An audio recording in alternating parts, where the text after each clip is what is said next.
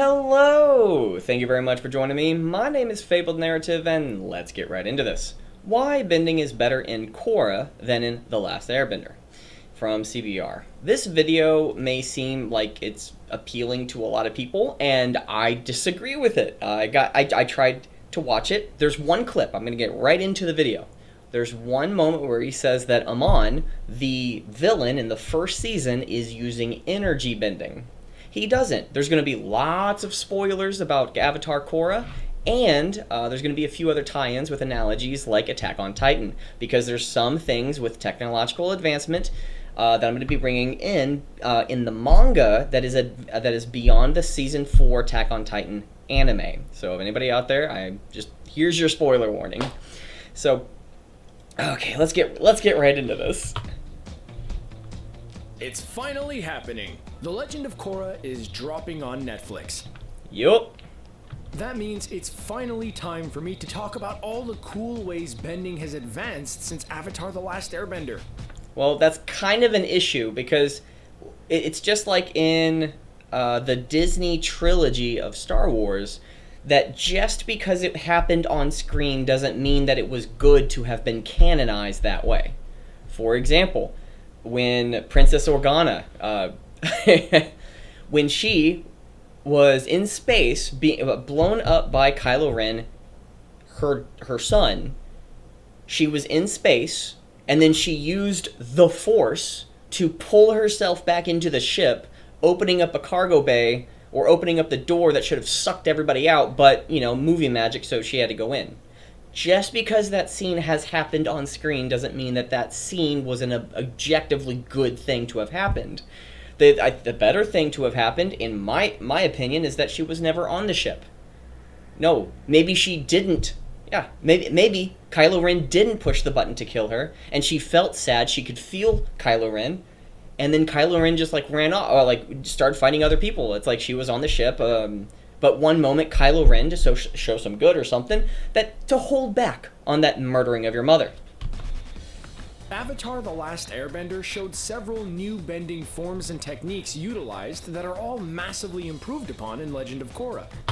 That is not true. We'll get into a greater description into later, because each and everything that we see there's root in reality in Avatar: The Last Airbender, but in Avatar Korra, which I think have some phenomenal scenes, have some flaws that are embedded into the entire show.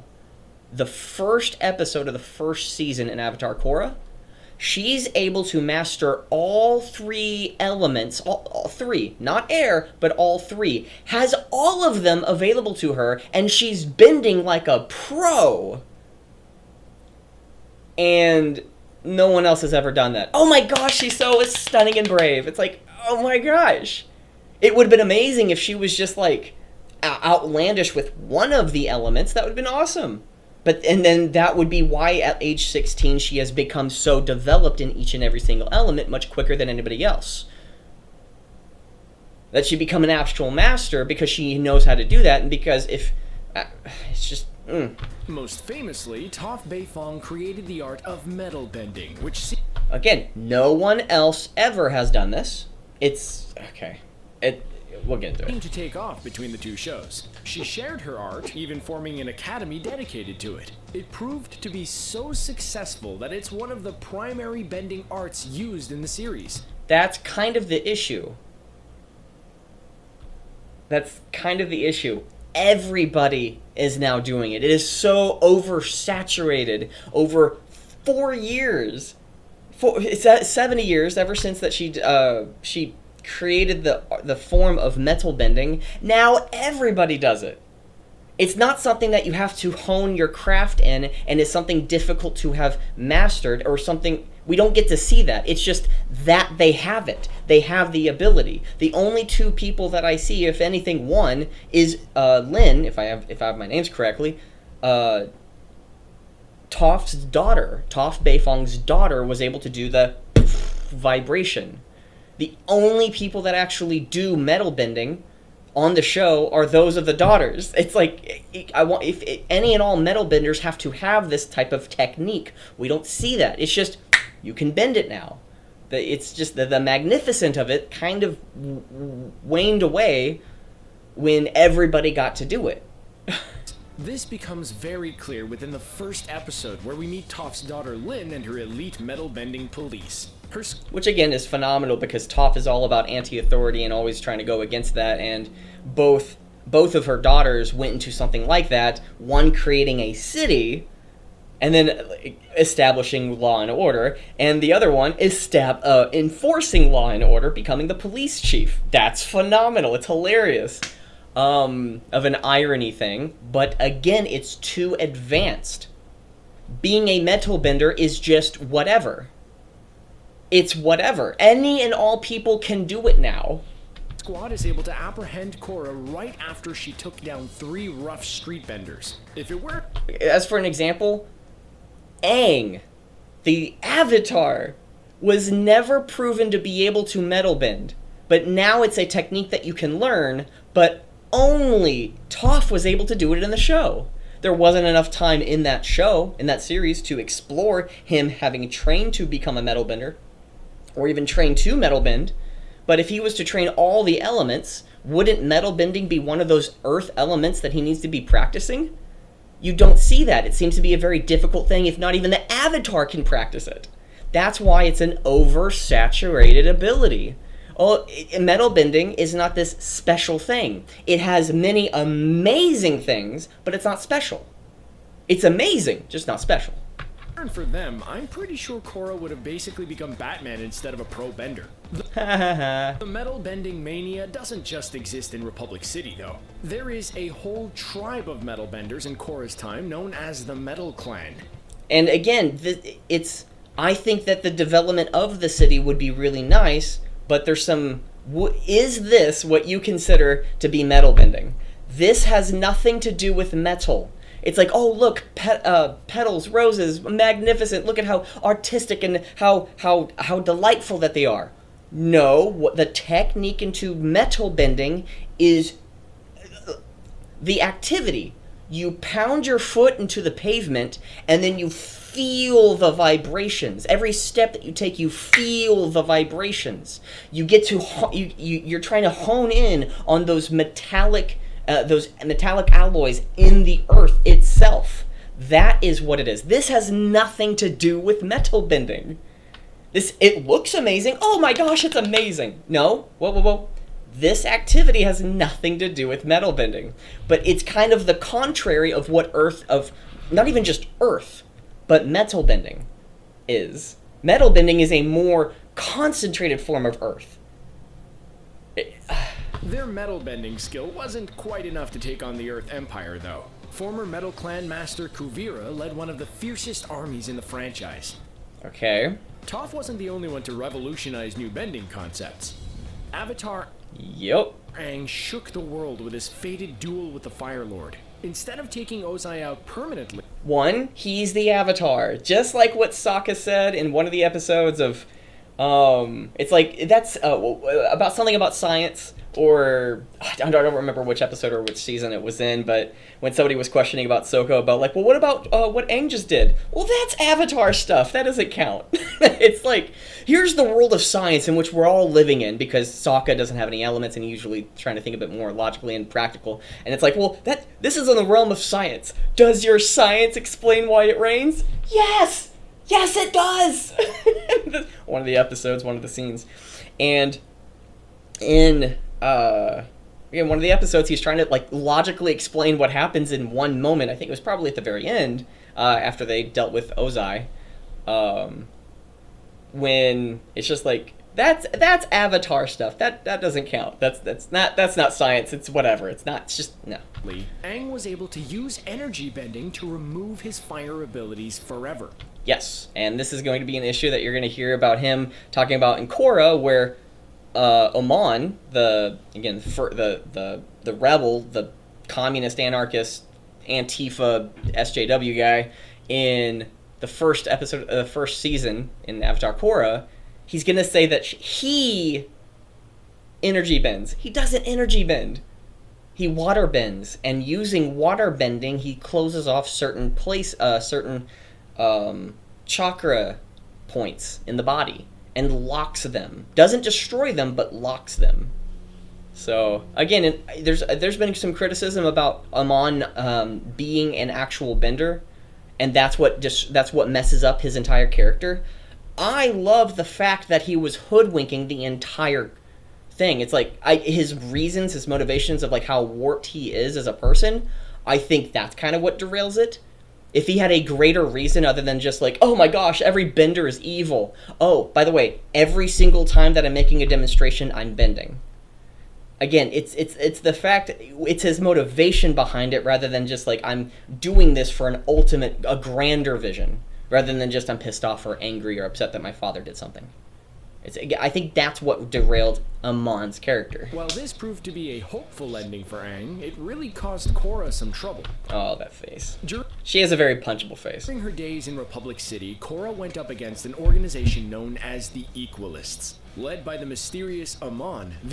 Which I loved him until pretty much the reveal, not of being a waterbender, but of his motivations being a bender and just hating himself and other people because his father. That's such a stupid reason for his character. You could have done so much more with him. These guys wanted to even the playing field between benders and non-benders. Amon was able to... Okay, let's pause it right there. Wanted to equal the playing field between benders and non-benders. This is where I was going to get with Attack on Titans. Attack on Titan... Spoiler warning for anybody out there who hasn't read the manga of Attack on Titan, beyond season 4 of the anime. There in the manga, there is if I remember the scene correctly, or as close to as possible, there is a commander in a ship, or in a command center away from the battle with actual Titans fighting people, fighting humans, and fighting other machines and such. And then after the humans are losing and the Titans are winning, and it's an orchestrated. The Titans are being used by humans, and they're being orchestrated. Of you're a soldier, and they become Titans, and then they go out and fight the enemy. And when that happens, the Titans are starting to win amazingly. Again, they're the enemy, but amazingly, and the enemy uses airships to drop bombs on the Titans. Guess what? They start winning because of the airships. The technological advancement, the commander says, is what will make Titans obsolete. That technological advancement within Avatar Korra, which I agree that there's a lot of advancement that should have happened because of certain things, because there's already multiple advancements within, again, once you develop war technology, that starts permeating through society. So again, war should have the greatest technology in this, just for my own opinion, and from that technological advancements within society, but I think that the technology advanced too much. Too much. Not that it shouldn't advance it, it's just like way too much. It's like going from this 14th century to the 20th century, or the 18th, or from the 14th century to the 19th century. It jumped way too quickly. And if it does jump, we need to have some issues that come about from that. What about currency? What about capital? What about, is there a withdrawal? Is there something of people wanting to say no to currency, or maybe there's, I don't know. It's like I think there should be some type of withdrawal from having such a whiplash of how advanced the technology has been created. I mean that, I don't know. That's what I think should have happened. But with the technological advancement, which again we'll get into in a bit, the technology that has been advancing for so many years is making the Avatar, and benders obsolete. You want to firebend? I have a flamethrower. You can shoot electricity out of your fingers. Oh, I have a Tesla rifle. I can shoot electricity out of my gun. I can harness the power of lightning by this conduit wire. Oh, you can bend earth? Oh, I have an earth moving machine. It's like the amount. And then one of those things of like maybe they could have gone with the story of that the technology is actually leaving the benders behind, and what the benders do is that instead of just saying like maybe you could have some people who are shunning the new technology, while a lot of the people or some of the people are actually Excuse me, Troy, I was trying to get through that burp. There's just in there. You could have done so much with this. Realizing that the technological advancement has actually evened the playing field. It's not that benders are better. In individual cases, yes, benders are better. But technology evens the playing field. Greater technology evens the playing field. As an example, for you to create a video, for you to post something on a medium where other people could listen and watch your content, just like this with me even watching CBR's video. Oh crap! I pushed. Let me get back to it. The medium. I'll get back to that in a second. Okay, give me one moment. Let me find that moment. Okay, there we go. Okay, the medium... thank you for your patience. The medium at which you can post something where other people can consume it 20, 30, 40, 50 years ago became an impossibility because you had to go through the radio network. You had to go through the TV network. You had to have known people, influence, power, and money, resources. You had to have that before anyone else could actually consume any content you produce, either it be a podcast, a video, or any other type of thing. But the thing right here is in modern day world, any and all people have access to technology to even the playing field between somebody who is a mainstream media person and an independent journalist trying to find the truth. That now you don't have to go to CNN to find the truth. You can seek out other places that have better information, more accessibility to any and all other people. That brings a lot of issues which they could have brought onto the show. They could have. I mean, one of the things is that each and every single season, there's this new bad guy that she has to overcome. But in season 1, in Avatar The Last Airbender, there's one great arcing plot that Avatar Aang is trying to go towards. While in Avatar Korra, it happens in shorter increments with greater villains, so it's wrapped up much more quickly. They could have played out that series much better if they just took their time. The Equalists? They're not the Equalists. They're the bad guys, not because they're harming other people. They're wrong because their ability to take down benders without bending is greater. It is more even. You don't have to be a bender to take out a bender. There's plenty of non-benders who take out the Avatar. Again, CBR, you're kind of wrong here. There's a lot of people who liked this video, which is kind of discerning. Again, it's one of those, like, if you don't peel the onion, if you don't go through the layers a little bit, on the surface, what he's saying sounds amazing, but it's not. Master the technique Aang used against Ozai to forcibly remove people's bending abilities. Let's listen to that again. Technique Aang in the playing field between benders and non-benders. Amon was able to master the technique Aang used against Ozai to... No, he didn't. He didn't master the technique that Avatar Aang did. What he did was use water bending on the chakra points that cancel or close off the pathways, and there was another person that actually brought that up, that if there's certain things that are being blocked, if a human is if a bender has their bending blocked by those chakra points, could you not unlock those chakra points within non-benders to allow them to have bending? Because if it's just a chakra point that has been closed, can you not open up those chakras for other people? Isn't that a great question to ask? It's the exact same thing as, close to it, as Thanos in Infinity War in the Marvel Cinematic Universe. He has the Infinity Gauntlet that can literally do anything he wants, but he chooses to decimate half of everything rather than to create a bounty or even create systems for expansion and evolution, to create greater technology where people will start being more resourceful. Because if people have greater technology of, let's just saying, instead of me throwing away a piece of plastic, but instead the plastic can be molded to whatever it is that I want, like a cup, And then I could just mold and shape and just like rub it together with a little bit of heat, of maybe a little bit of my own human flesh friction, and then it could, boom, I now have a plate or a fork or a spoon. And now again, that type of technology would save so much waste. But what Thanos is, again, what makes him a great villain is that he was sort of correct, like Amon, in his ideology, again, based off of true things, but his application and his execution, and even going a bit more extreme. It's like, well, you're wrong. It's like, I understand your premise, you're just wrong. So again, Amon was a great character. His motivations were wrong. Thanos, he was a deeply caring, not human being, but a deeply caring person.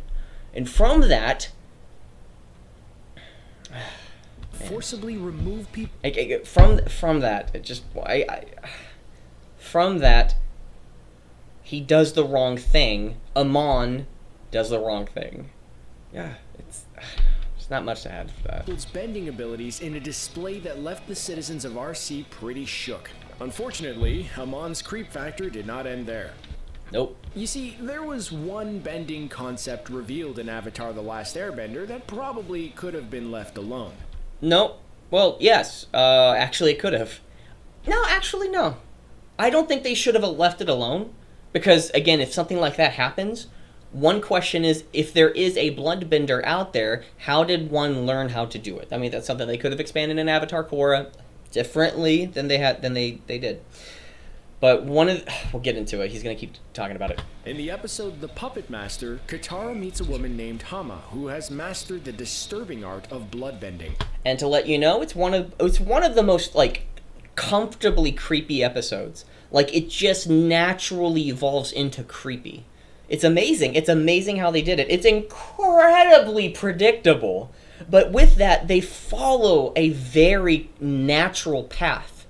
There might be some stereotypes in there, but they do it nicely. It's a nice thing that they did. It's hard to explain and hard to articulate how wonderfully they executed that episode of Hama being a waterbender.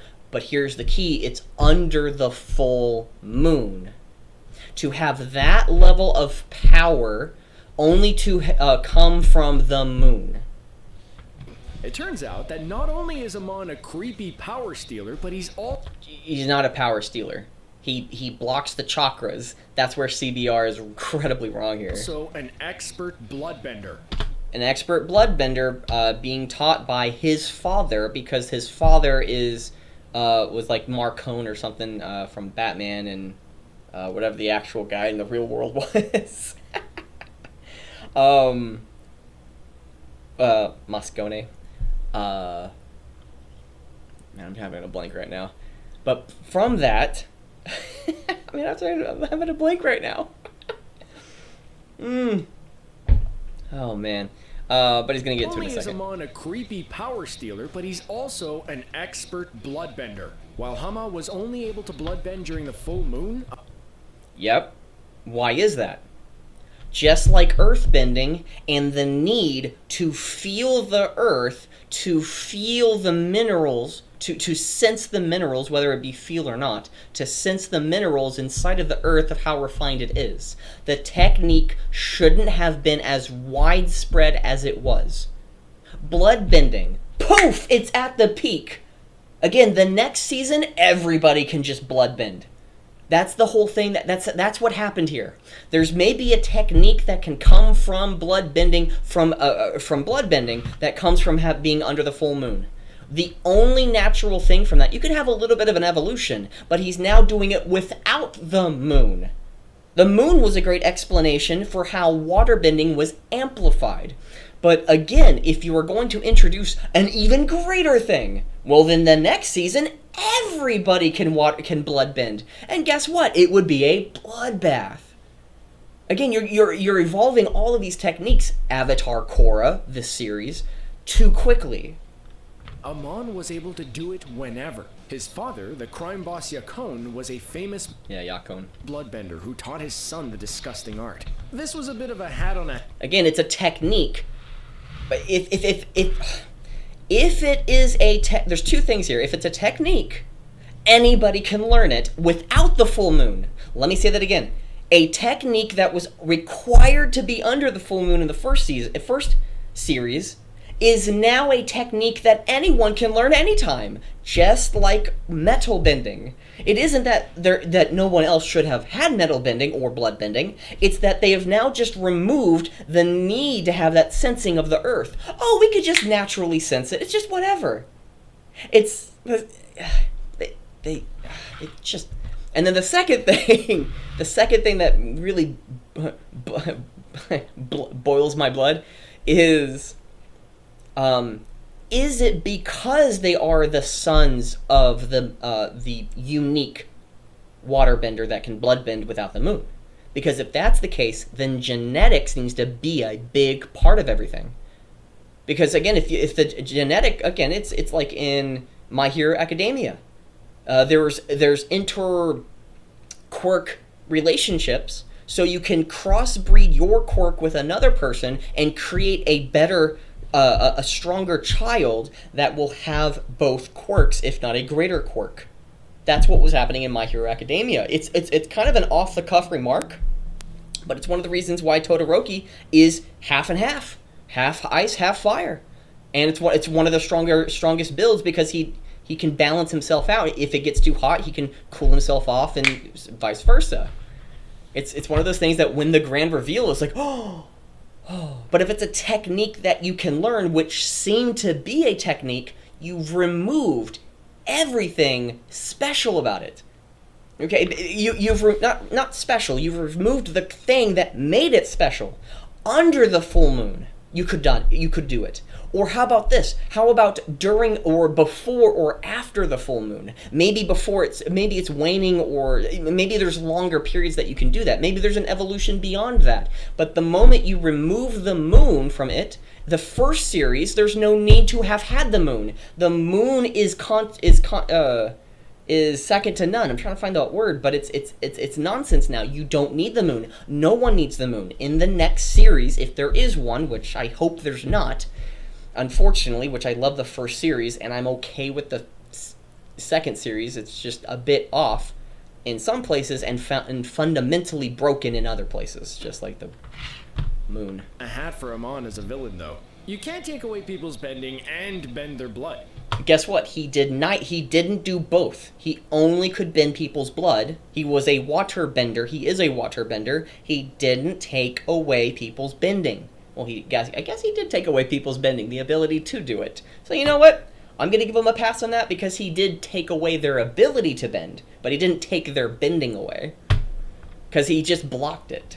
So again, stopped their ability from doing it. So again, I'll give him some leeway on that. You get one evil bad guy thing, just one. The Equalists not only had an energy bending and he wasn't energy bending, he was using water to block the chakras. And blood bending. I don't know how many times I have to say that to this guy.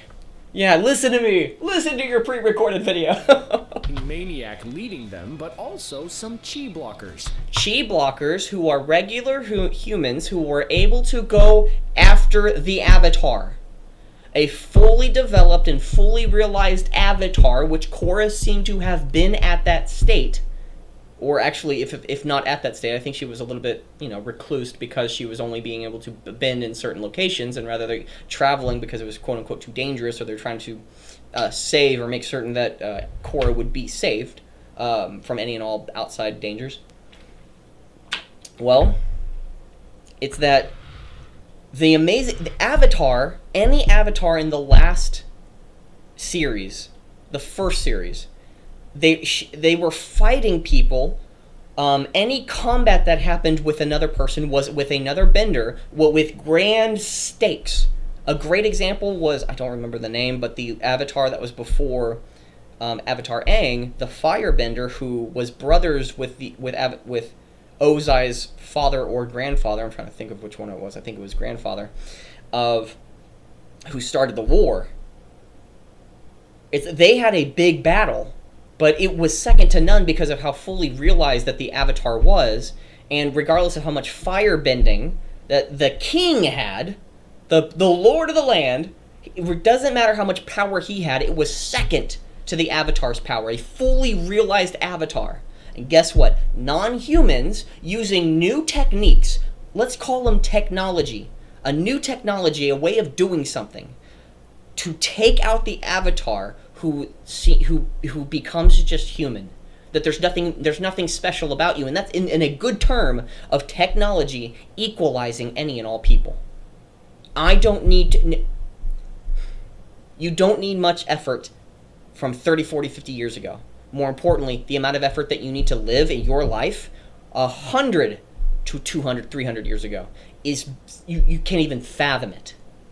Technology improves and equalizes us. This technique, while actually ancient, was practiced in secret until Ty Lee basically spilled the beans to the world about it. And the way he said it kind of just sounds silly, but, I accept that. She taught the Kyoshi warriors, and then it just caught on. As an example, if anybody out there has ever heard of the term personal development or personal development industry or whatever it's called, is that, hey, we're going to go on stage, we're going to get everybody rah, you can do it, motivation, yeah, now come and purchase our stuff. Those type of activities have been really good 30, 40, 50 years ago when people never knew that. Now it's become so oversaturated that it can be summed up that the new information of like personal development, believe in yourself, funniness. One, it's based off your action. Change your actions, you change everything. Number two, your thoughts, words, and actions do influence everything. But the fundamental thing is that you have a dedicated goal and objectives in mind, and there's certain habits that you can practice. It's like all these principles almost every single person knows.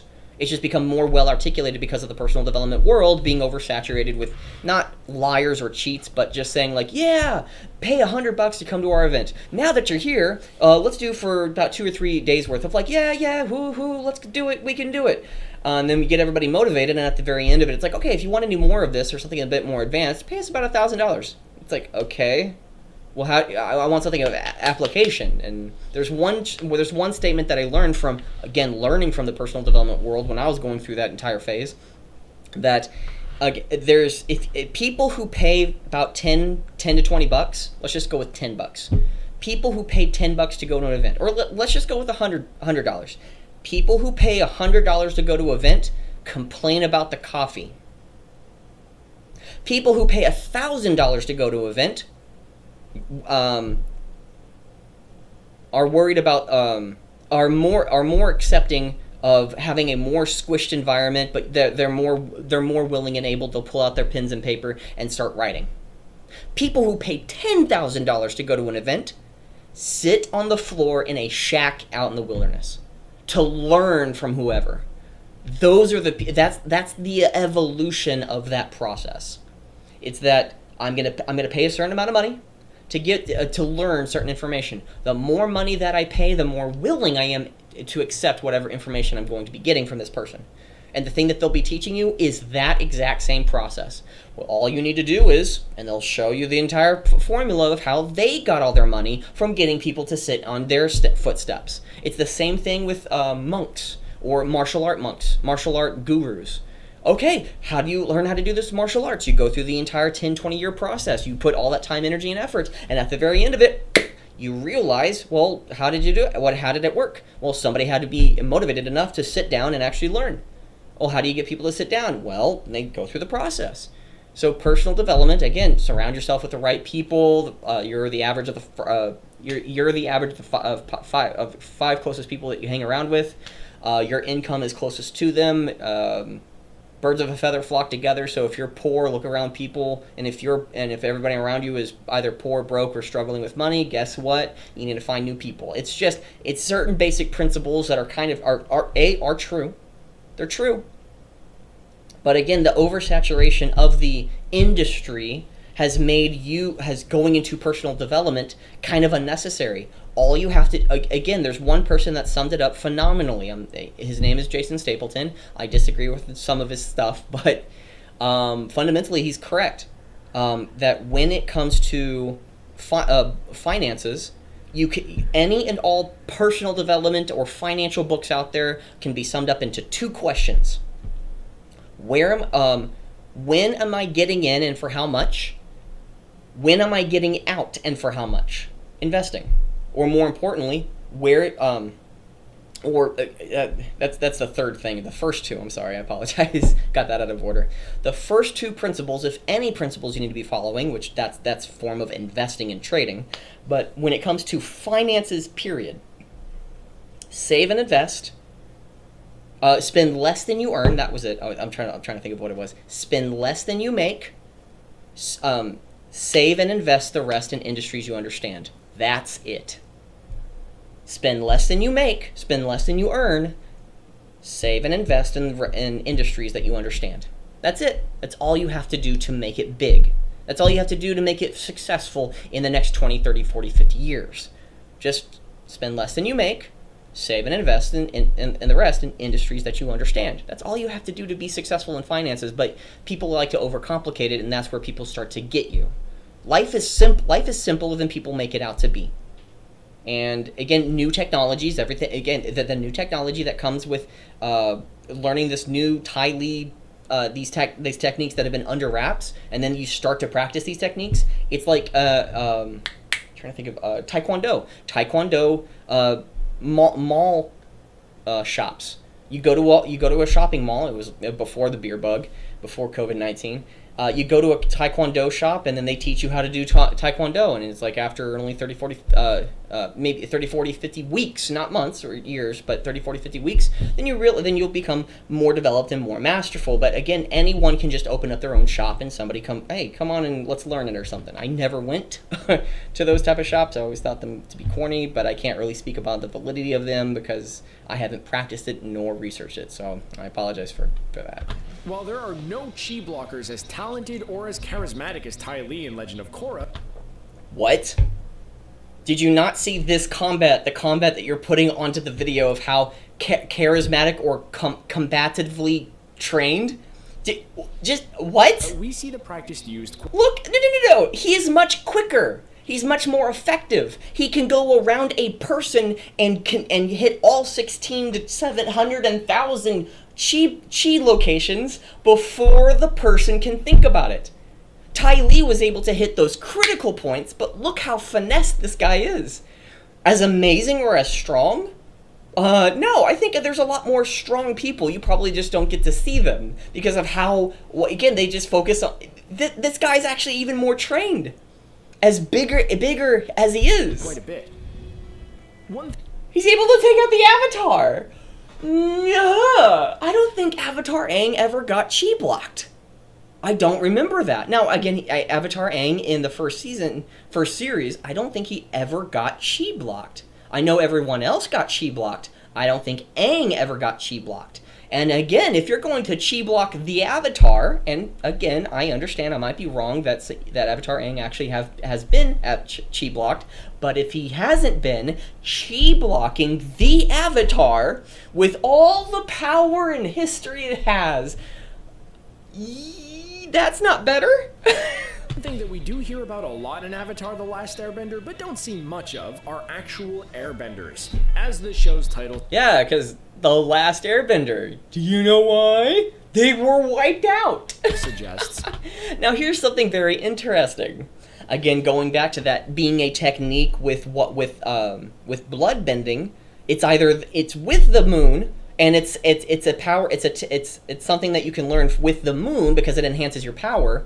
Or they were bloodbenders, the two sons of the criminal underlord, who was the original powerful bloodbender, who could bloodbend everybody in a room, just kind of retarded. Just like, oh look, we have even more. It's like J.J. Abrams doing Star Wars: The Rise of Skywalker. Just like, let's put more Death Stars, more battleships. It's like, okay. How about developing the characters and more? Okay. Avatar, the airbenders were wiped out, thus airbending was also wiped out. Is airbending a technique, or is it something you pass on genetically? Meaning that from different races, there's an inability to do it unless there was a spirit. Again, when all the spirits were unleashed, after the big change in, I think it was season 3 to season 4. Was it season 3 to season 4, or was it in the end of season 3 and then to season 4? Yeah, okay, I think that's at the end of season 3. Then the gates were open and all the spirits were unleashed. And the weird thing is that the spirits were unleashed, and then now a lot of people have their airbending from all different races and different ethnicities.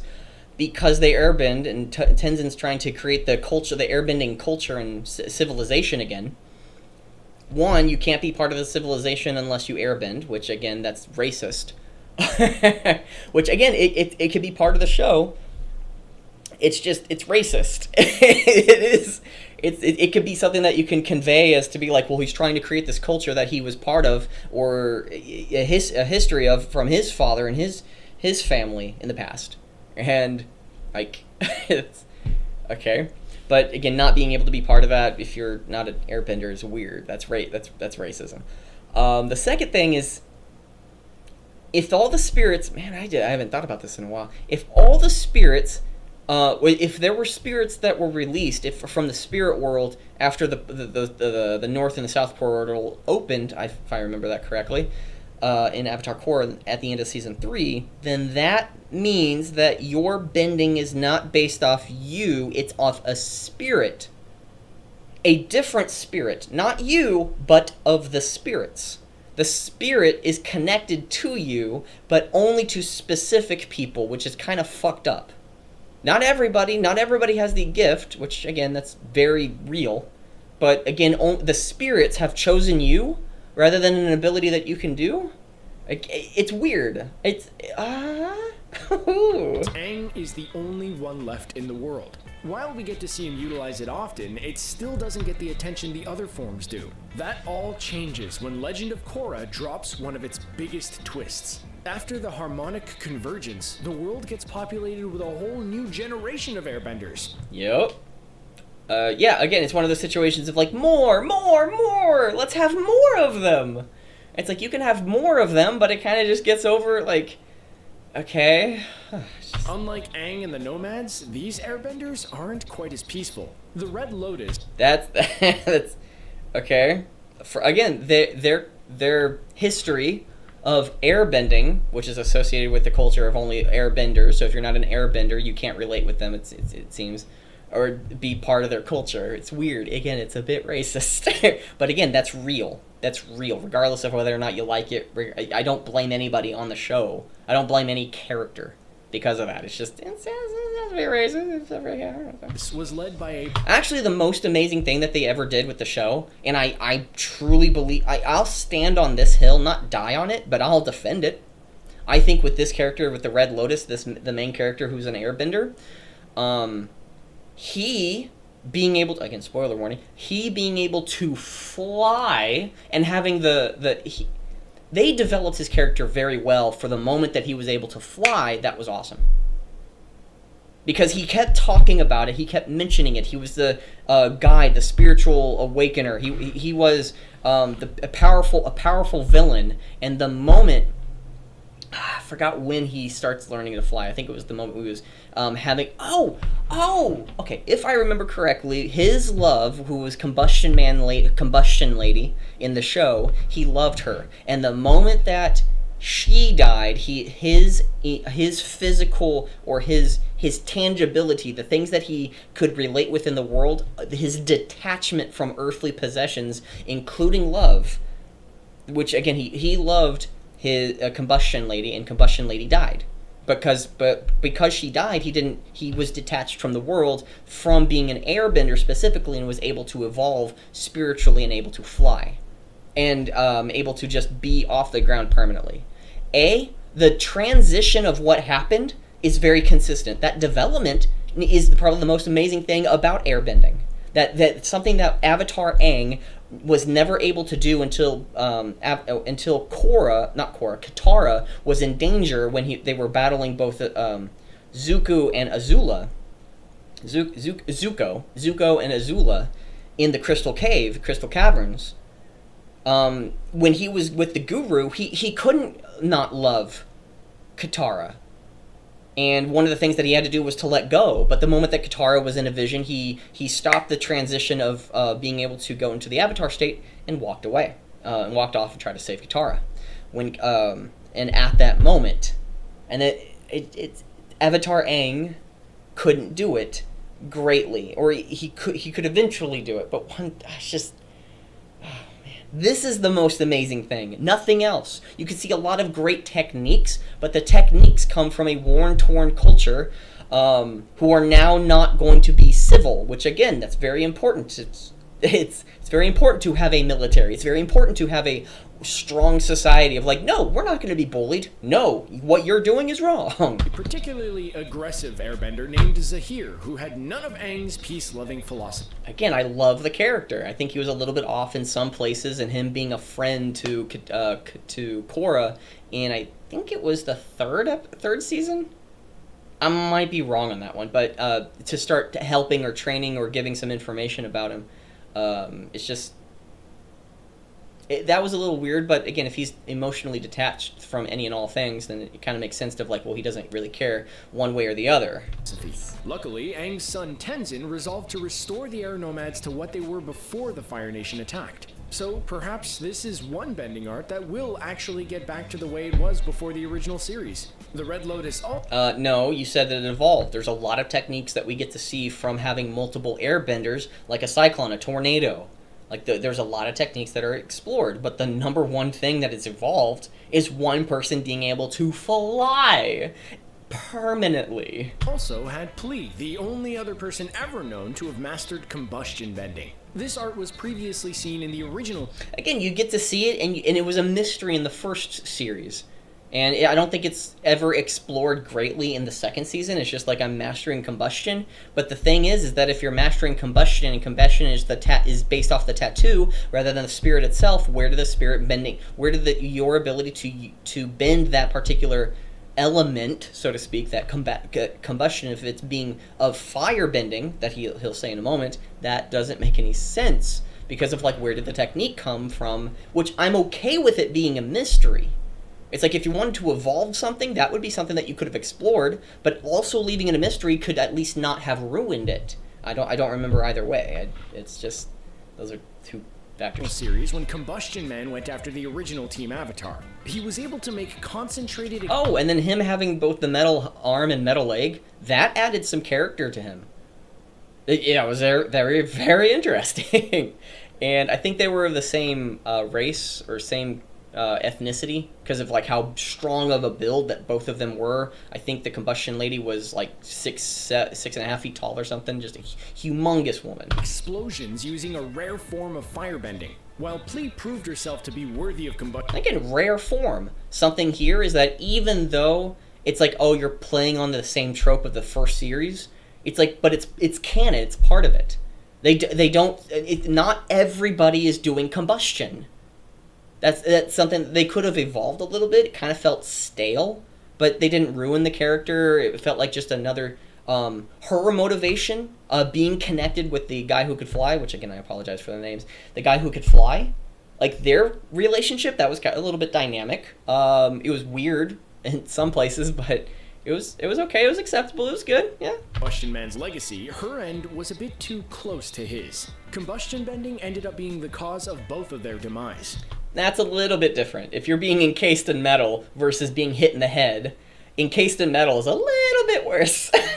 Because you're seeing the explosion in your eyes while the other guy just had his eyes closed because he didn't know what was going on. It's a little bit worse. Did phenomenally. If you're going to kill off a Combustion Lady, that's the way you do it. And I'm not saying that I wanted her to die at all.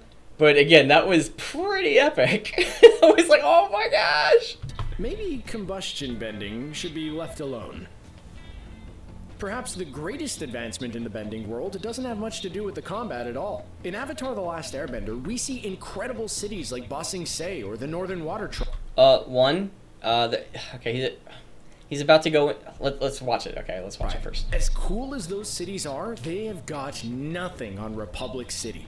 Which is kind of the issue, because each and every single city that was created was developed by benders. Ba Sing Se, you can't travel around those large train routes without earth benders. in the Water Tribe, specifically the Northern Water Tribe, you cannot travel those areas, again greatly, without having water benders being able to push the boats. In Ba Sing Se, I think it's Ba Sing Se. Oh wait, which one is it? The Ba Sing Se, I think, is the big city. What was the Love City? The one that Master Omashu... Oh, Omashu. I think it was Omashu. In Omashu. In Omashu... I don't know if that's the Earthbender teacher. That was just crazy, like, for anybody out there who knows what I'm talking about. I don't know if that, no, King Boomy, and then him being captured in Omashu, being the king of Omashu. All the travel points of, like, the UPS, the postal service, by benders. Everything is natural with whatever people could be doing. Here, it's not benders, which means that bending is going to become obsolete. You needing to bend to create something is going to become easier, and it's going to be an obsolete thing. It's going to become a vestigial organ, and it's going to eventually be removed, again, in a few generations. It's something that people are going to not need to be practicing, but an inherent thing that people have. It's like the brain. People have it, people choose not to use it. I'm not excluded from that either. Within something like 70 years, the bending world was able to harness the powers of electricity and industrialization. One, if you saw on this, if in the series, I'm not going to say that if you've seen, in the first series, not Korra, I'm thinking of all these names. Azula, Princess Azula, and including, I'm trying to think of it. Azuko, just trying to think of what scene. Yeah, Uncle Iroh is teaching Zuko how to bend electricity. Zuko is trying to learn how to, Zuko, I don't even think learns how to do electricity. Zuko, oh my gosh, I forgot. No, okay. Zuko in the first series never learns how to master electric bending or electricity creation. There's only 3 people that I believe that we see that are able to do it. Ozai, Azula, Iroh. And they are of royalty. They are of high caliber. Again, in the series, in the show. They have such prestige that what they do is train all day to do it. But in Avatar Korra, everybody can do it. You want to pick up some more coinage? You want to pick up some more hours at work so you can get some more money? Go down to the plant and just electric bend. Just use electricity. Pew, pew, pew.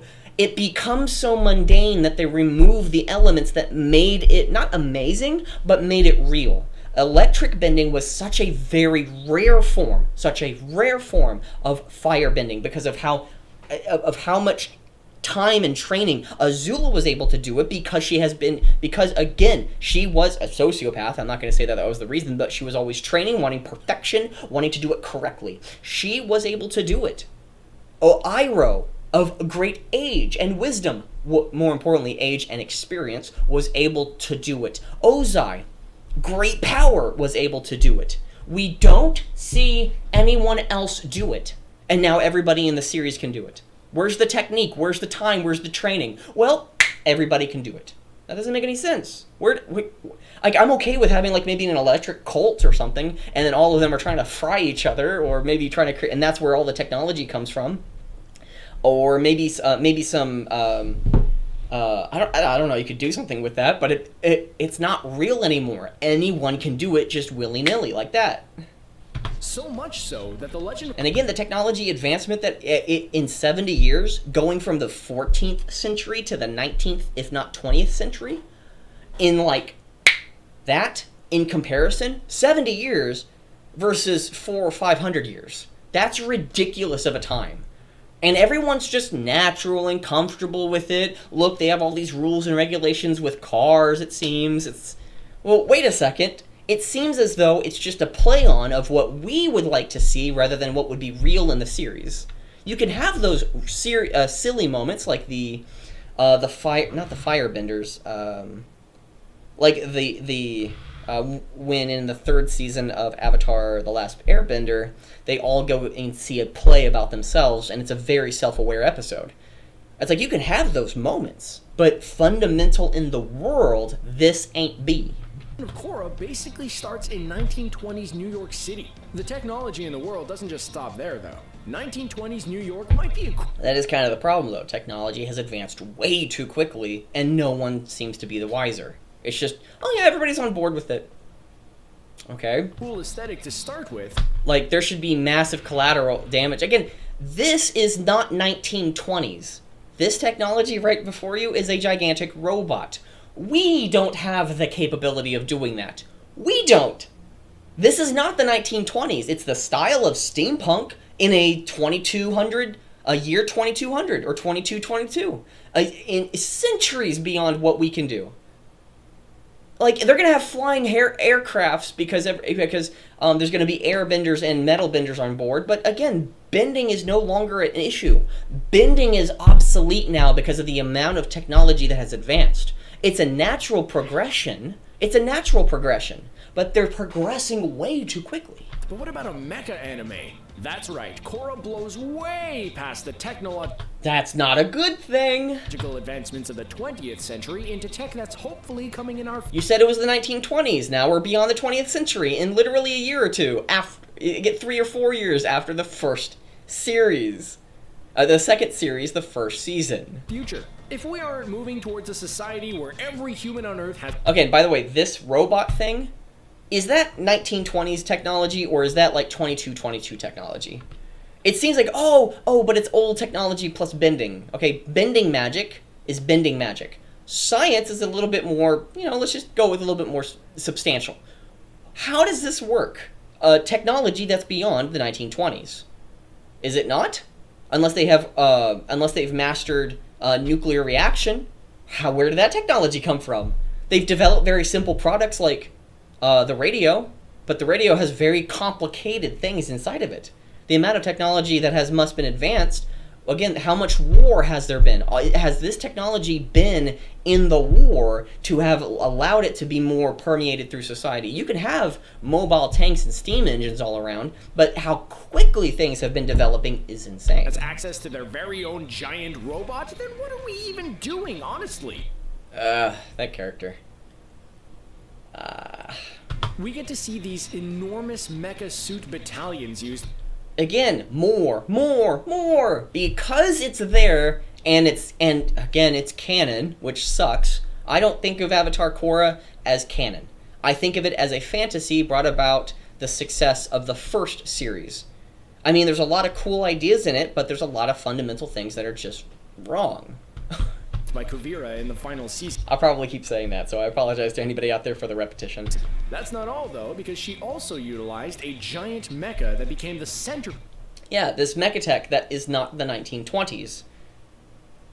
This whole world is just fucked over. It really is. I think I've avoided using any cuss or curse words, but... piece for the final episode of the series. Kuvira was the only one who was on that Pacific Rim. And again, the fact that she can bend, if I understand this correctly, she's controlling this entire mecha suit, this entire robot, because she's a metal bender. If she can do it in the next series, everybody will have gigantic robots. Everyone will have gigantic robots roaming around. Because that's a continuation of the series. If someone can do it, regardless of the technology or the training that's required to do it in that series or that episode or that season, everyone is able to do it now.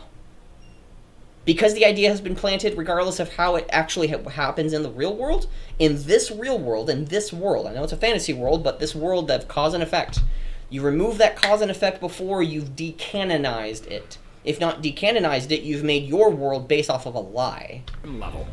By far the most popular aspect of Republic City's new all benders all the time No, it's not all benders all the time. No. This is literally like a band of people coming together. It's like a football or something. It's like not everybody in this country watches football. More importantly, because of the politics, football and baseball are down, and basketball are down. watch rate, viewers, they're opting out because of, hey, we're supporting the Black Lives Matter. Oh, Black Lives Matter has been protesting in tandem with Antifa, and there's been one person that's been burned alive in Minneapolis from the Black Lives Matter terrorists, and I will say that it's a political organization. I know I'm not like, trying to get political here, but again, Black Lives Matter is a political organization. That political organization is based off a immutable characteristic, and based off that, it's like being a woman and choosing not to be a feminist because of how crazy and idiotic actual feminists are in the real world. They're crazy. They shave their head. They pierce their ears. And it's everything in tandem. You can pierce your ears. I don't fucking care. And then you make yourself very unattractive and fat, and then be like, oh my gosh, men and misogyny. That's a feminist. That's a feminist in today's world right now. And you can be a woman and not a feminist. You can be a black person and not a Black Lives Matter care. You don't care about the organization because of the political nature that it is.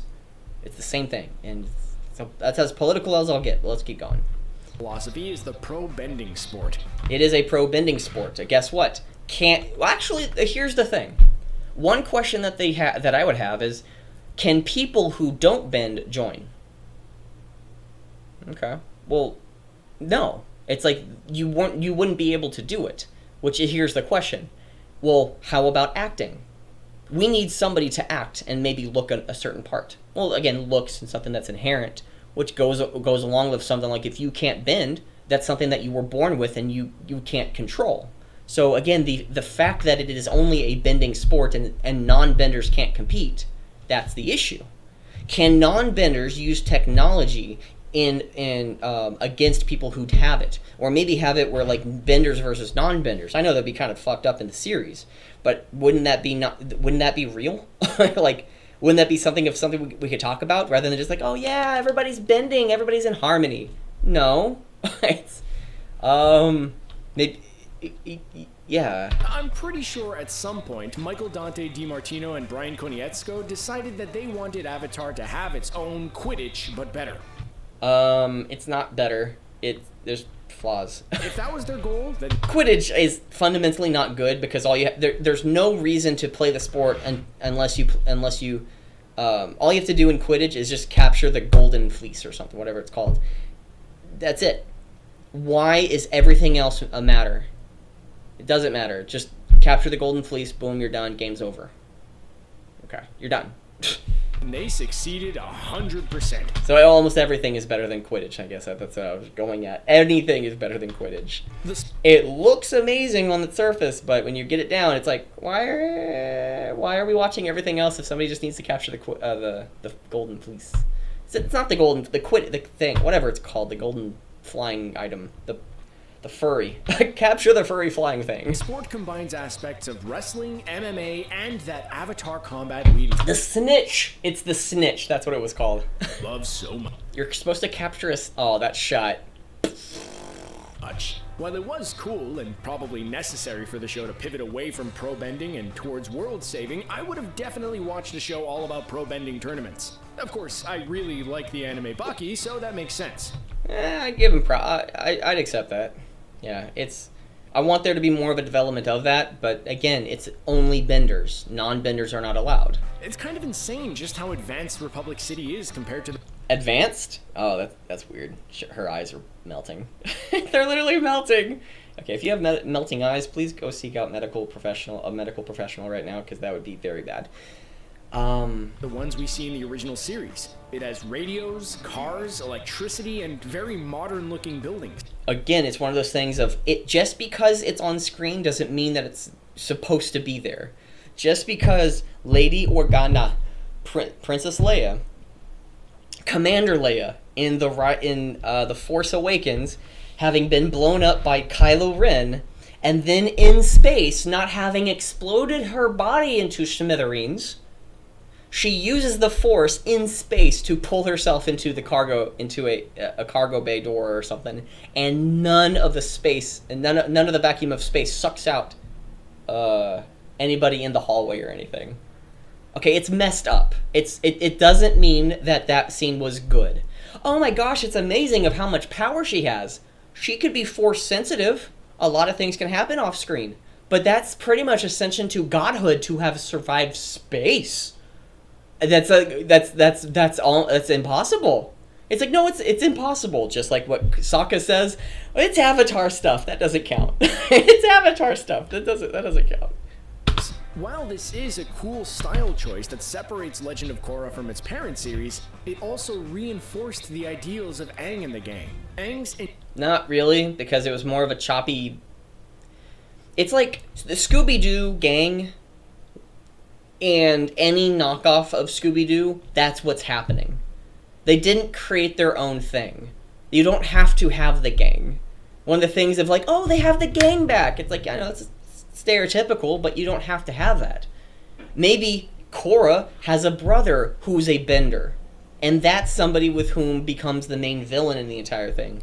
And they or maybe is a non-bender and realizes the amazingness of Korra being well gifted with all of her bending at such an earlier age, and is just able to master it at such a later age, and she becomes a very, like, a cunt. I apologize for the language, but she becomes cocky as hell, like she is in the first season, and and everybody's bailing her out because she's the Avatar, because, oh my gosh, you're so stunning and brave.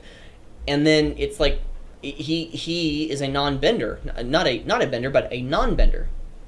And from that, joins the Equalists and starts rising into power and realizes that the main villain Amon is actually a bender and is trying to do that. And then he finds a way to show he dismantles Amon's guise and shows how he was false and in the ranks, and Avatar Korra's brother becomes the new Amon, and the Equalists elect him or something, or like vote the Amon out or something, and they like form a new Equalist society or something. It's not, they're not in the right, but you could develop it that way. I'm not saying it's good. You could do something better. Entire mission statement was that if all the nations learned to work together, they'd be able to do much more than they could apart. Republic City is nothing if not proof to that idea. The Yep.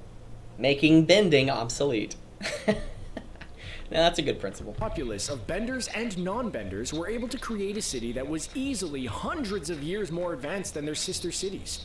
Which is hundreds of years advanced within like 70 years. That's ridiculous at this level. Because they literally have, not few years after, a giant mech suit that would be in the year of 2200. That doesn't make sense. It's too quick. You could have everything leading up to a world with radios and stuff, but we weren't even at that point. Or were we at that point? Did anybody actually use radios? No, they didn't in the first series.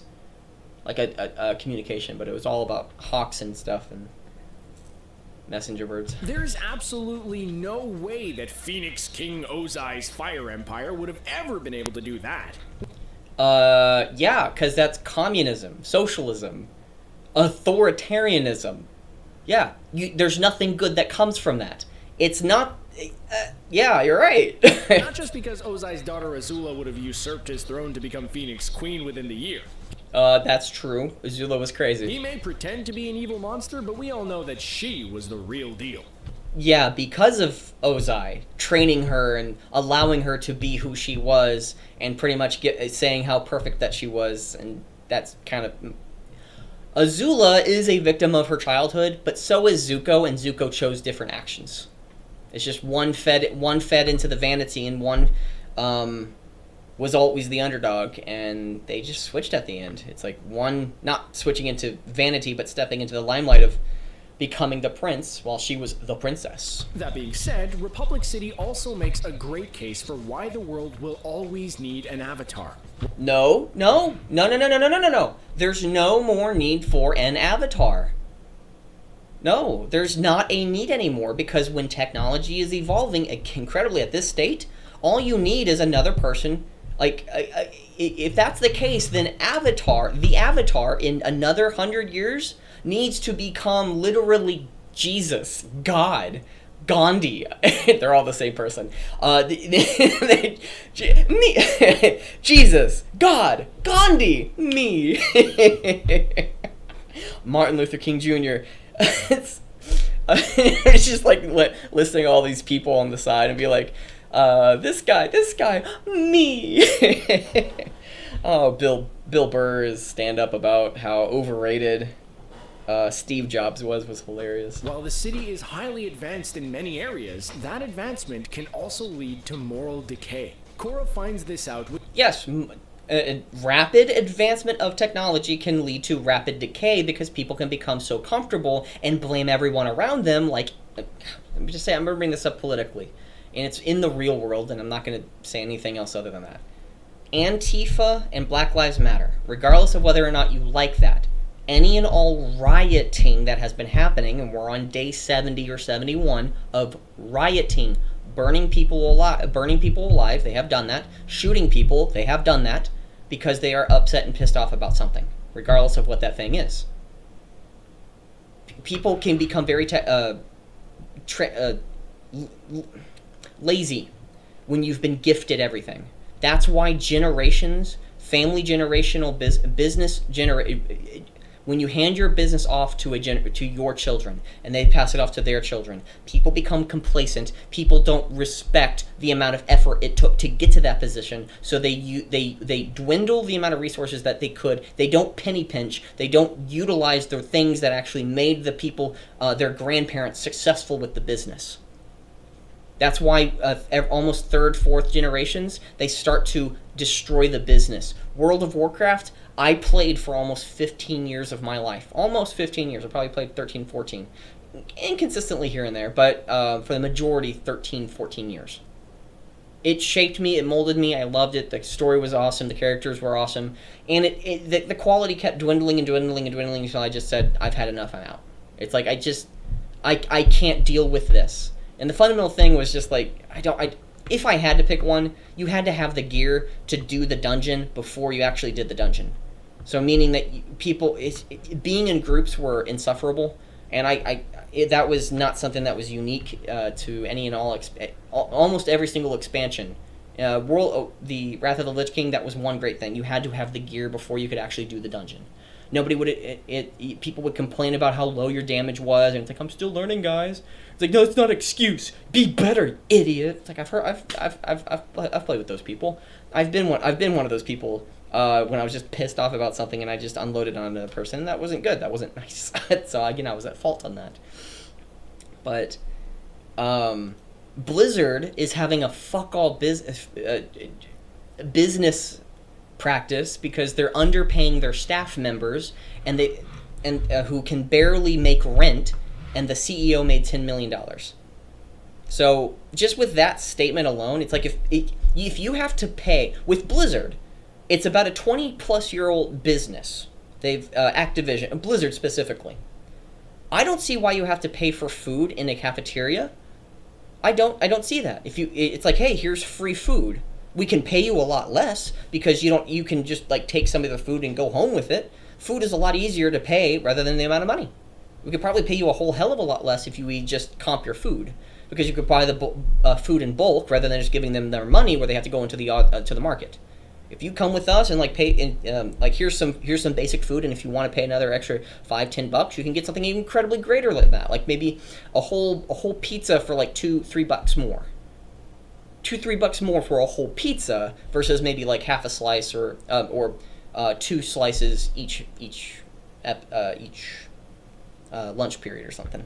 I think that would work, but Blizzard has fallen off the ball. They're doing a lot of business in China, and currently that's not good because there's a lot of bad practices that are happening, specifically with mobile marketing, mobile gaming, where there's microtransactions that it gets you addicted to it gets you wanting, like there's a great example, Archero. It's Archero or Archero, where you play an archer, you play a dungeon crawler game, and you go through, it's like a gauntlet. You go as far as you possibly can, you evolve your character, you go as far as you can, you keep progressing the character and going even further, and you keep progressing with different dungeons and different difficulty levels. And one of the things is that it's a microtransaction game. So if you want to progress quickly, all you have to do is just buy a bunch of coins so you can evolve your character quicker, and then you can start doing that. I've probably wasted about $50 doing that. Probably a little bit more, probably a lot more. But again, after a while, it was just like, what the fuck am I doing? Why am I spending all this money? It became an addiction. Like, I gotta get to the next thing. I got to get to the next thing. I got to get to the next thing. But guess what? It's like, okay, that was a lot of money wasted. It's like they're trying to milk you dry. Business, it's great. Business-wise, it's great. But other than that, it's not good for the consumer. What's great for the consumer can be bad for the producer. And it's not necessarily that one is greater than the other. Because if you have something that's bad for the producer, then that producer might go away, which consumers may have to go to somebody who's worse. So again, it's just push and pull. It's complicated. It's complicated because I don't know it. I don't know how to explain it. Thus, it's complicated. Within only a few minutes in the city, she discovers that homelessness and... The homeless guy is not just rampant homelessness. We see a random homeless guy. Homelessness is not a rampant issue in society. It looks like everybody has a home, except for that one strange man who enjoys being in the park. It's like he knows everything about it because he's been on the street for so long. It's... crime are very real. By the way, in this scene, Korra punishes these three guys, fights them, and destroys other businesses in the process. She's not a saint. And she's bailed out and bailed out and bailed out time and time again because she's the Avatar. Problems for the supposedly idyllic city. Not only that, but the... There's inequality of benders versus non-benders? No. There used to be an inequality of benders versus non-benders. Now, the CEO of... I don't remember her name. She's pretty, but she's pretty much a non-character. Whoever I'm trying to remember. There's Mako. Let's go with Mako. Mako, who has the scarf. I'm assuming that's the character in Avatar Korra. Oh, fuck! Something fell and broke. Oh, that sucks. Something fell. Okay, it didn't break. Oh my gosh! But that fell far. Oh my gosh. Oh, that sucks. Okay. Whew. Okay, that was scary. Okay, it didn't break. Oh my gosh, though. It was a big item. And it was a poster, and it's not a poster, it's wood and it's already broken, but it fell face.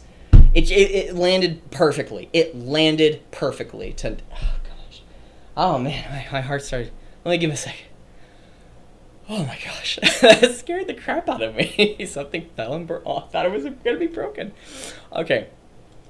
Mako, if I remember where I was, Mako was having whoever he dated, who was the daughter of the rich millionaire who was also one of the main characters, the main villain in the first season. That guy is a non-bender who has a company that influences millions. Are you telling me that he doesn't have more power than a bender? He has a lot more power than a bender. Not because of his bending, but because of his influence, his productivity, his creation, what he can do with the resources that he has. He did it in a horrible way, but it seemed as though, hey, that the equalists were absolutely wrong in this series. If the technology has not advanced as much as it did, I would totally agree with them. But they're at a point where bending, where a giant robot, again, as highly advanced as it is, a bender being able to bend the entire thing, that, I think, is incredibly off-putting. Like, off-putting meaning like of how much power that she has in being able to control that entire mechanism. That's retarded. It's just way out. It's too outlandish. Like, the destruction of the entire, world, how do you top that? Well, let's have a bunch of mini-bosses. And then we're going to increase the stakes over and over and over and over. More! And it just gets, just have one large thing that the main character is to go towards. Maybe the entire thing is that she's supposed to become, maybe one thing that in her mind is, how do I become as great of an avatar as Avatar Aang, the avatar before her? And each season, she's trying to figure out how to do that. and she messes up and then tries to help other people in other places, and then maybe at the end of season 3 or season 4 you realize that, hey, it's not about you being better than Avatar Aang, but you being the best that you possibly can. And she looks back, and maybe when she's fighting like the villain, whoever that is, you realize that all these people that are coming to her aid are all people that she's helped, or at least one person from each location that she has helped, and they're now all there fighting the big fight, just like in while Avatar Aang was fighting Ozai, Fire Lord Ozai, everyone else was fighting the good fight in Ba Sing Se. So it's like you could have that. But instead of fighting a different war, maybe not being as great as Avatar Aang was, or at least was pictured to be, because she helped so many people, that's what made her so great. And because of that, maybe that's why she becomes greater, because she helped so many people. Avatar Aang tried to do the best he possibly could. He helped a lot of people along the way. He did. But it's like, how do I compare myself to another person? Don't compare yourself to the other person. Be the best you possibly can be. And, if things align, it works out. It's just do the best you possibly can. But because of the technology advancing so quickly, these equalists are actually in the wrong. They're more equal to everyone now. They need more training if you're going to be a non-bender. But again, that's something that, even benders don't need to train how to block somebody's chi, because they have a reliance upon that bending.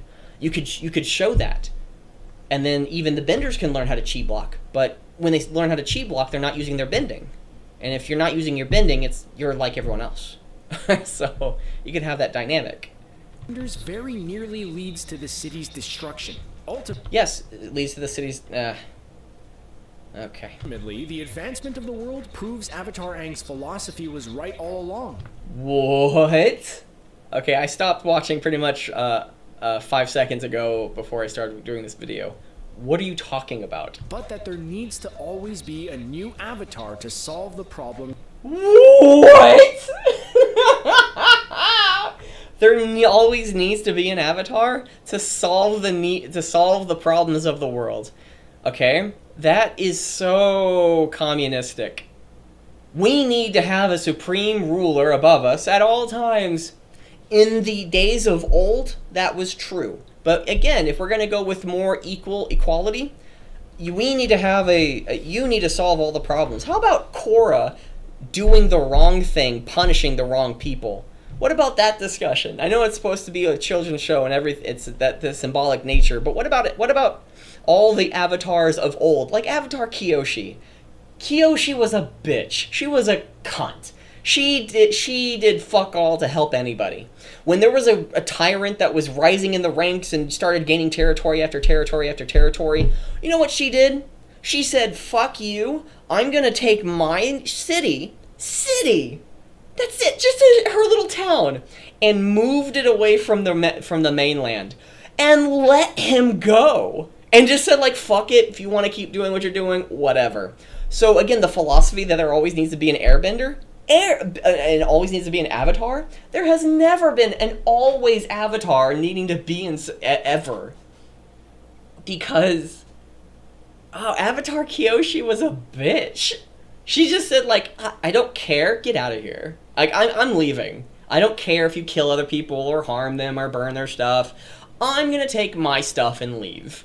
She was so horrible.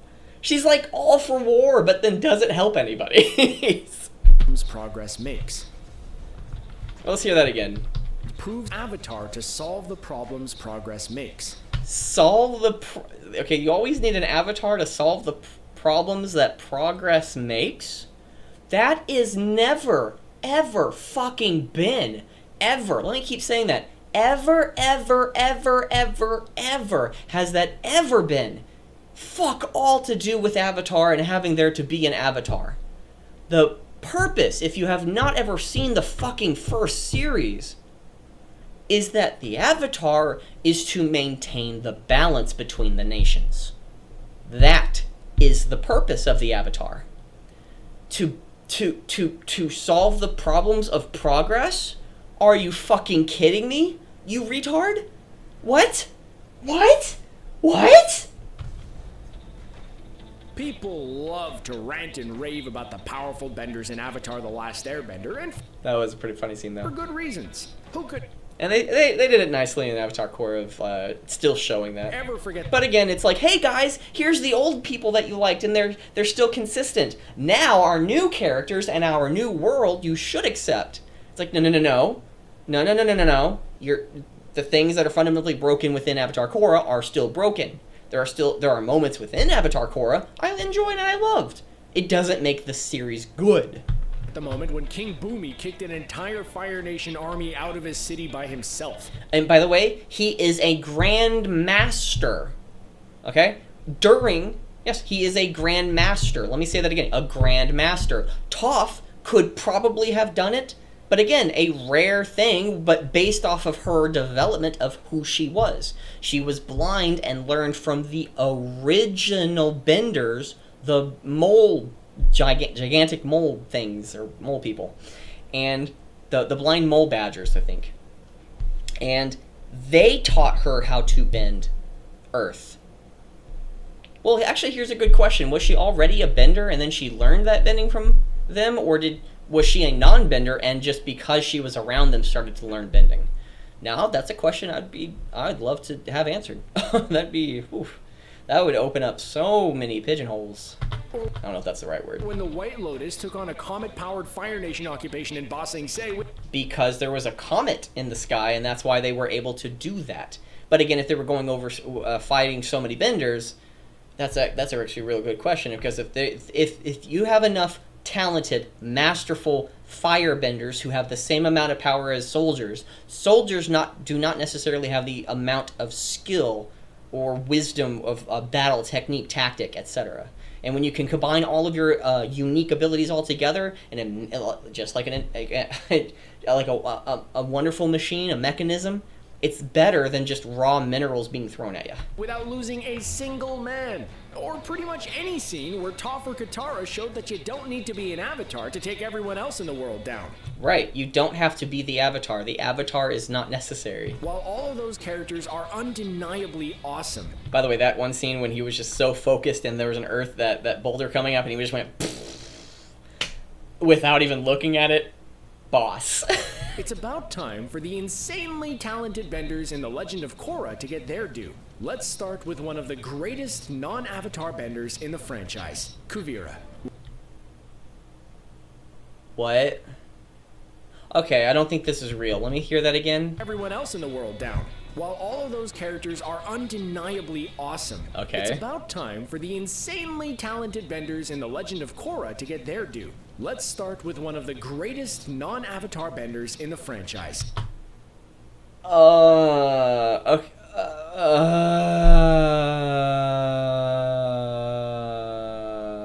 What?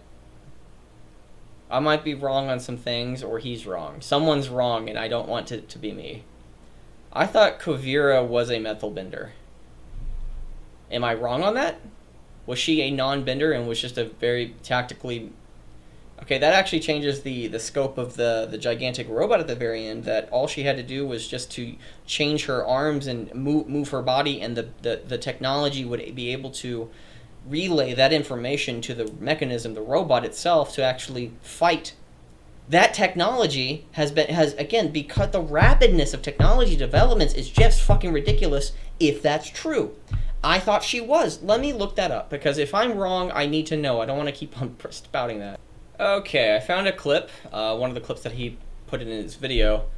This is kind of ridiculous because he said the non-avatar benders. So I'm assuming he either means that it's not part of the main group, the main friends and associates who are part of the main cast, and is just a regular bender or metal bender, because in this one scene alone, she dodges, and then she earth bends. And then she metal bends. So for a second, let's hear that again, because what?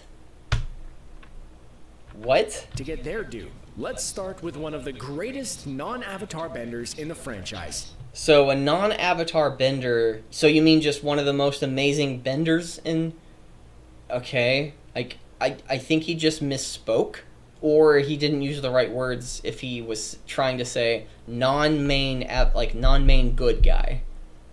Okay, I'm just gonna go with that. Kuvira. While Ozai struggled to challenge an avatar who hadn't fully mastered all 4 elements with a huge comet power boost, Kuvira had no such trouble. The first duel... That doesn't mean it's a good thing. And if anything, she was a very tactically... between Let's watch it before I start commenting. Korra and Kuvira was one of the roughest defeats we've ever seen. In all, Kuvira... let's say it this way. Earthbending and firebending have different tactics. With earthbending, you could sink somebody into the earth and just keep them there and tighten their hold and just keep them until they suffocate. With earthbending, you can do what she did, or metal bending, you can wrap somebody around, like with Combustion Lady, wrap something around before she starts using an explosion, and then she'll burst her head.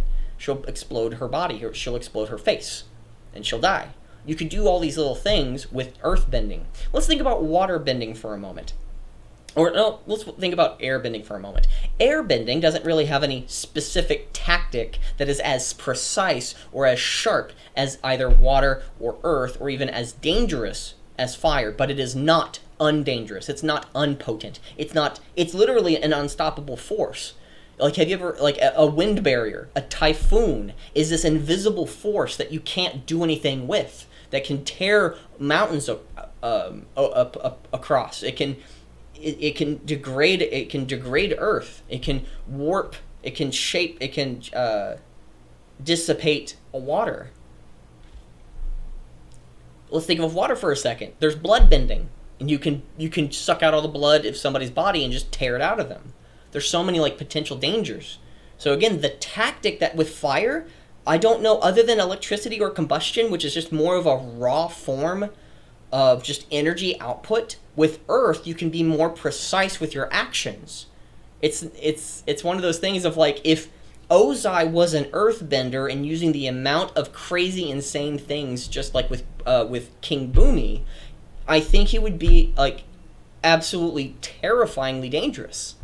Kuvira is a soldier. She is a warrior. She is a fighter. She knows the techniques of combat and is able to skillfully apply, not on a grand scale, but in a very one-on-one combat to fight the Avatar who hasn't mastered metal bending. Metal bending is what gave her an application. Again, there's no need to have it to be the Avatar. There's no need to have an Avatar, because the Avatar is almost inconsequential to the amount of power that other people have. Non-benders can beat up the Avatar.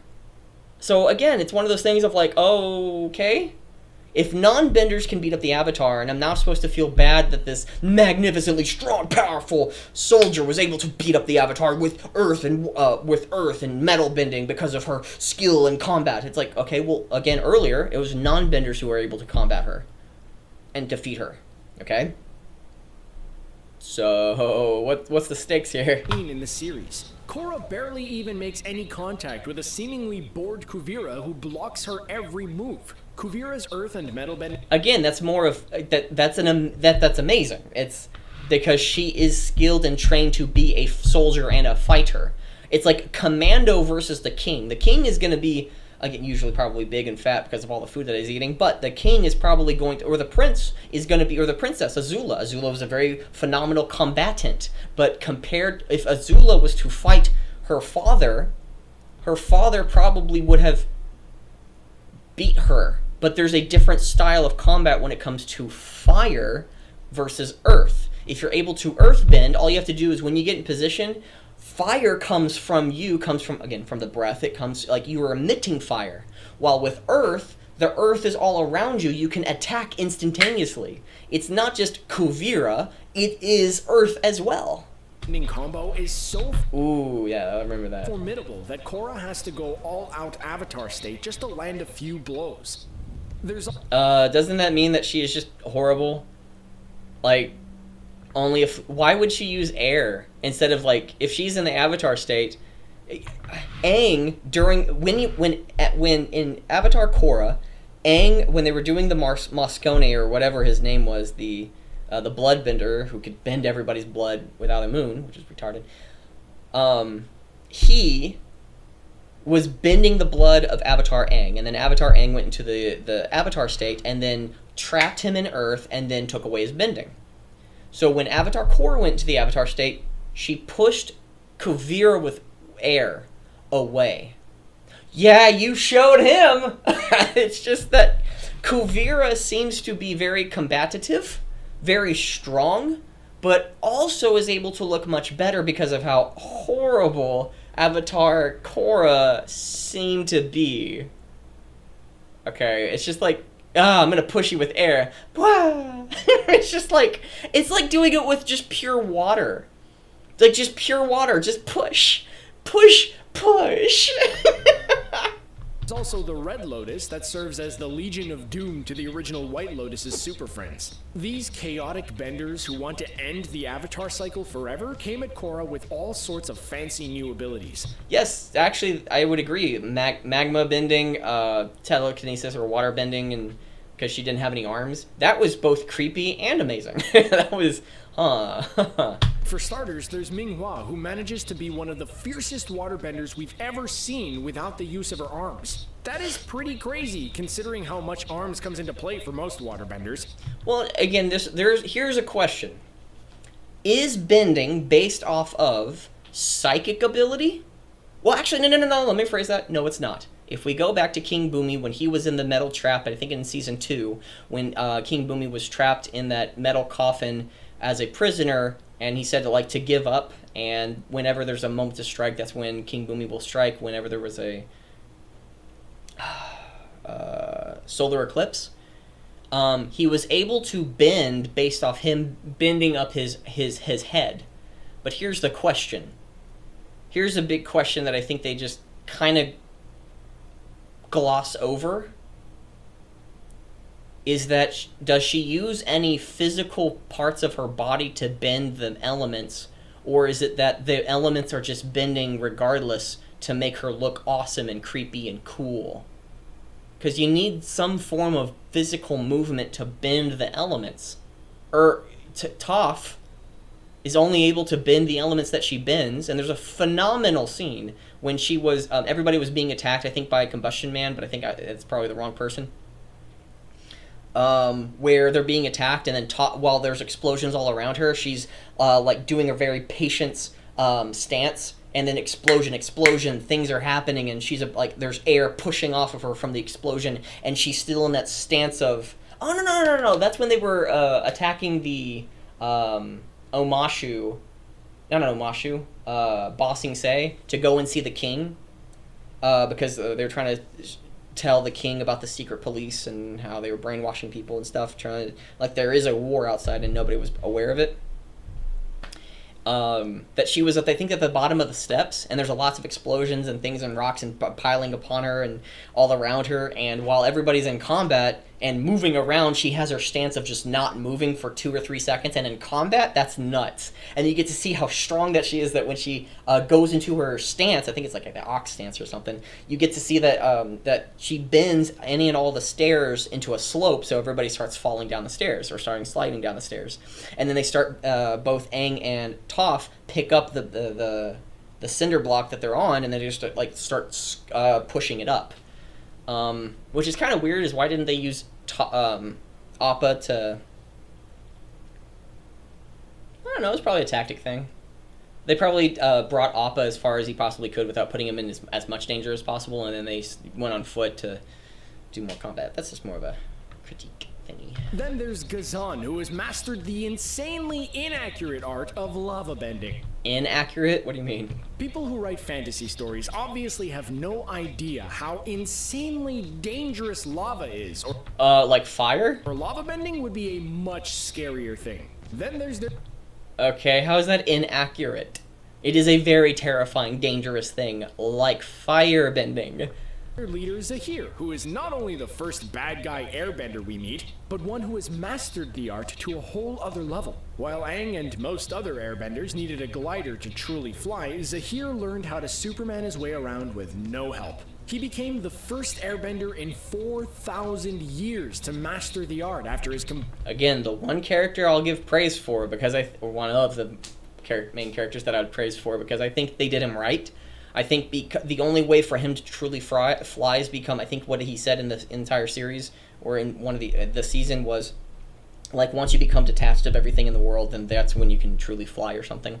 And then once he lost his love, combustion lady, then that's what detached him. It's like, I don't really care about anything else.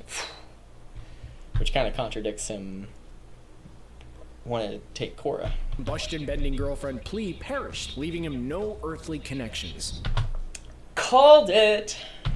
Bolin may not have had Toph's ingenuity for earth bending, but he was able to master the complex art of lava bending in a relatively short amount of time. Again, one of the questions, isn't that more of a convenience sake of, like, again, is that more of something that you're just born with, or is it something that you learn?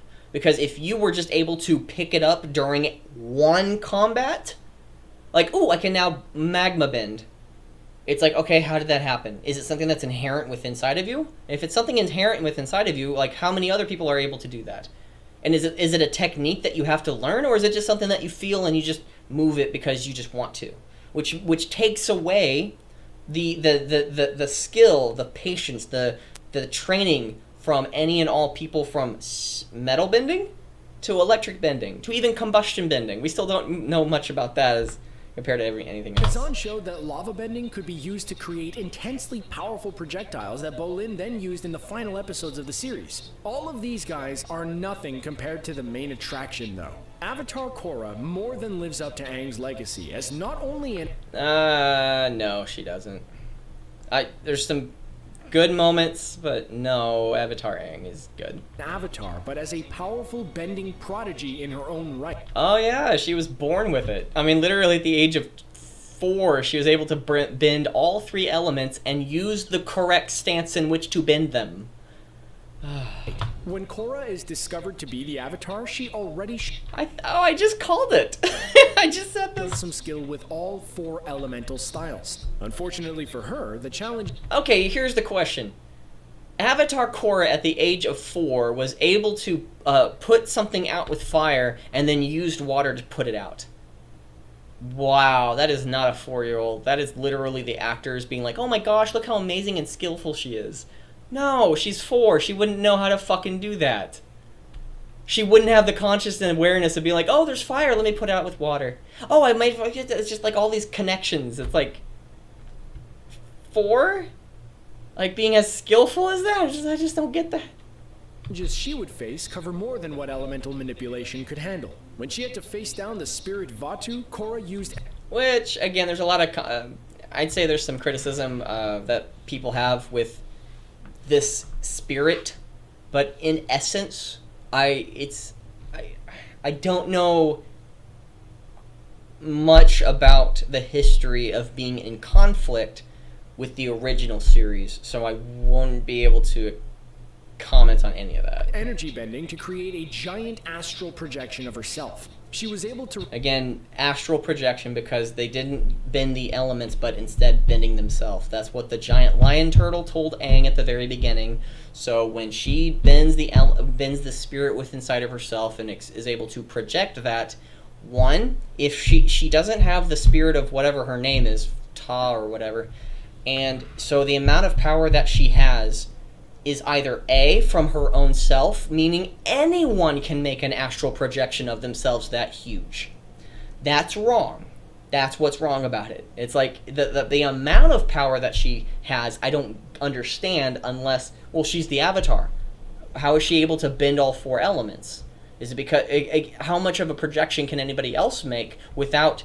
Is it because if you're able to, there's questions that go back and forth. If you're able to bend, do you not have a connection to the spirit world? Do you not able to now astral project?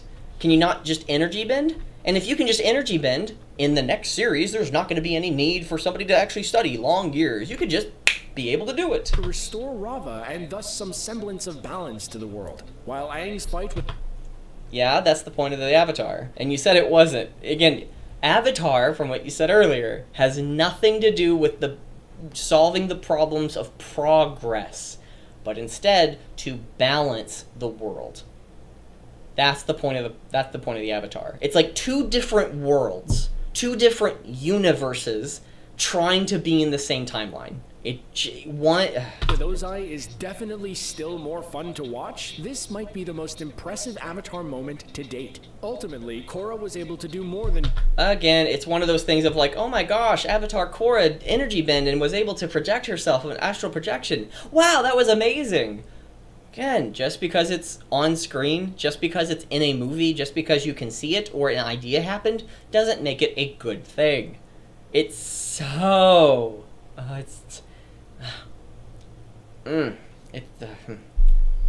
I like it, therefore it's good. It's canon, therefore shut up. It's like, well, that conflicts with the history of Avatar. Shut up, it's canon now because they did it.